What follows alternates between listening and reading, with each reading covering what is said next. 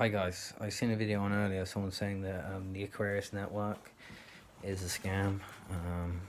75% of the wallet addresses only got like pennies off Aqua, and they haven't even got XLM. Well, there's a simple explanation for that. Many people trade Aqua like they would have got it for free, and then they would have sold it all. And when you sell it all, you always leave a tiny percentage there in order to pay for the fee. So that's why there's loads of accounts with fractional, hardly any Aqua in it. So you haven't proved anything. I mean, you're the first time you've made me aware. I think it's Meet the Family or a YouTuber called Meet the Family. You're the first person to make me aware that it was a third-party project. I thought Aqua were tightly affiliated with XLM. It's quite easy to check if they are. Go on XLM Twitter and see if Aqua are being followed by XLM. I think it's a legit project. I think they are connected to XLM, even though you could say they are third party. I think the team is the Stellar team. I think it's the same team. Someone in the comments maybe correct me on this. But as for liquidity, it's not a ready product. It's not supposed to be liquidity yet. I mean, I get the airdrop was about holding and providing liquidity, but what, for one day? I don't think so. And it didn't drop. So the fact that you say there's so many wallets with fractional of Aqua and hardly any with 500 XLM, that just means even better. It means there's going to be more of an airdrop for the people that did have. It means people that did have money, there's going to be more people getting a substantial airdrop. So that's a good thing as well. Another thing is Aqua, as far as I'm concerned, I mean, it does have a DAO where you can vote on certain decisions, and you were quite right. There was definitely manipulation going on. People just bought in to burn tokens for a vote. So one guy took complete control of that decision making, and I would have thought it looks like someone from the inside. Well, that's just the way things work, unfortunately. I know that's not a good response, but it's not for me to respond to. So all the negatives I can only see as positives. The other thing is about the Aqua network, it's all back end stuff. So like I said, I don't think it's a DeFi. It's going to be a DeFi dApp where you go onto a website and start staking. I think what the Aquarius network is trying to provide liquidity to the DEX, to the Stellar DEX. And I'll explain to you how they do that. So it's got nothing to do with what it's doing now. Obviously, they don't have control of liquidity.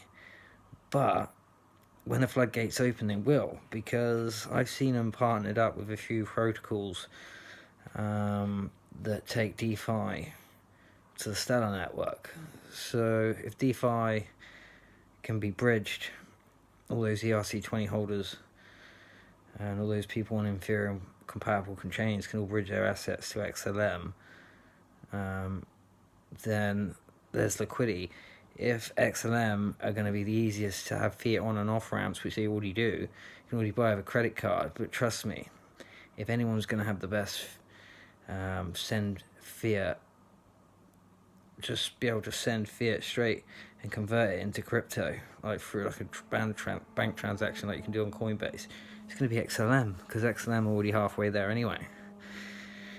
So liquidity will come in the form of people just the ease of using Lobster Wallet and just being able to ping money on your card, and the fact that people, let's say XLM is the only credited tokens to be used in stores, the only one that will be used as legal tender, and they say we only want a certain amount of cryptos and these certain ones meet our standard, then people who are using the Ethereum, EVM chains to do their DeFi can now have their stable coins. They can have their Ethereum-based assets bridged over to the Aquarius network, which then acts as a liquidity pool for the Stellar DEX.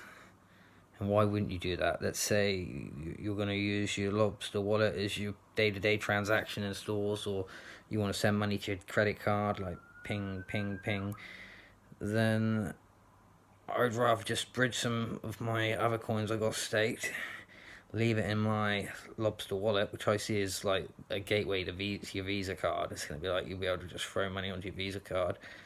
Then actually, if I'm going to have like a running account or a current account, then that current account might as well be staking as well. So yeah, it's all about, I think it's all going to be more about staking stable coins on the Stellar. And Aquarius will be like, that will be on your banking app. So say that you can actually go on your banking app, there's your fiat there's your stable coins, USDC, on the XLM network. You'll be like, oh cool, oh look, then you click another button and then you're on the Aquarius network straight away.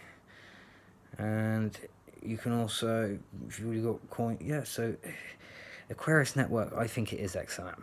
And I think if you see what they're doing behind the scenes, they're not, like I said, they're not like a DApp in the traditional sense. They're all like, they're a layered platform. They're operating in the dark, so not dark, but they are operating in the back end. And they will provide liquidity when the liquidity comes. But we need to draw a little channel or a bridge to bring the liquidity in. Okay? And that will happen when the bridge is made. They've got a few protocols that are going in there that are all about bridging from the Ethereum chains. And it will also happen when banks loosen up their grip on cryptos and people just send money straight through their app for an account and sort code. Alright guys, there's my opinion on the Aquarius network. Guys, just remember it's gonna be a good airdrop. I think the Aquarius is very affiliated with XLM, and I think it is actually the DeFi network for the XLM coins. So be positive. This could be very worth our while. Goodbye.